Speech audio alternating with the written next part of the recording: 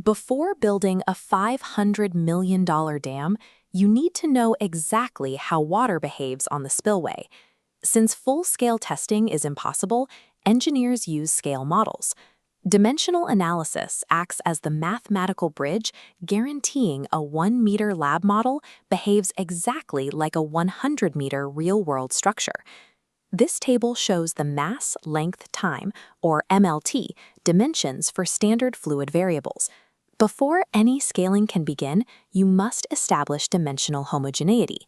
According to Fourier's principle, the fundamental dimensions on the left side of an equation must perfectly equal the dimensions on the right side. Density is mL⁻⁻3.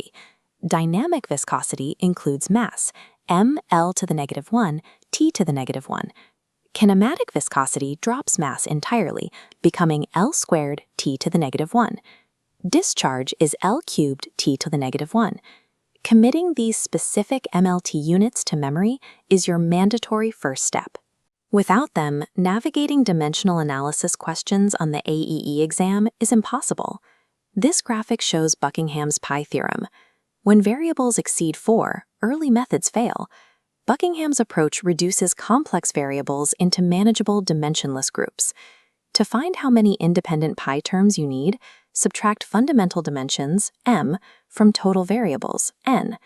Once you isolate these terms, the goal is dynamic similarity.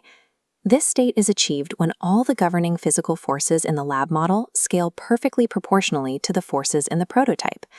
Every dimensionless number is a ratio, inertia force divided by a specific governing force.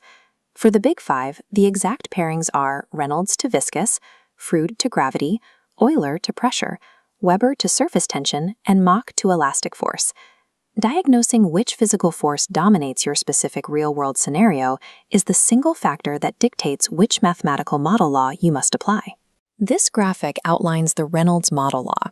Because it is governed by viscosity, you apply it specifically to closed systems like pipe flow or objects that are fully submerged, like a submarine. In contrast, this spillway falls under the Froude model law, where gravity governs open flows. Crucially, look at the bottom ratio. The discharge ratio, QR, equals the length ratio, LR, to the power of 2.5. This is a frequently tested exam concept. Let's apply this. Question 14.9 asks for the time required to empty a prototype reservoir, given a 1 to 256 scale model draining in 4 minutes. Pause the video here. Identify the governing force, select the model law, and calculate your answer. A reservoir draining through a sluice gate is driven entirely by gravity, which means the Froude law applies. According to Froude, the time ratio is the square root of the length scale ratio. The square root of 256 is 16. Multiply that by the model's 4 minutes, and you get a prototype time of 64 minutes. If you attempt to pull scaling equations at random without first diagnosing the governing physical mechanism, you will calculate answers that are mathematically impossible. Let's scale up the complexity.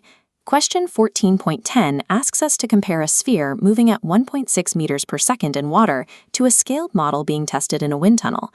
Since the sphere is submerged, viscous forces dictate flow, meaning Reynolds numbers for water and air must be equal.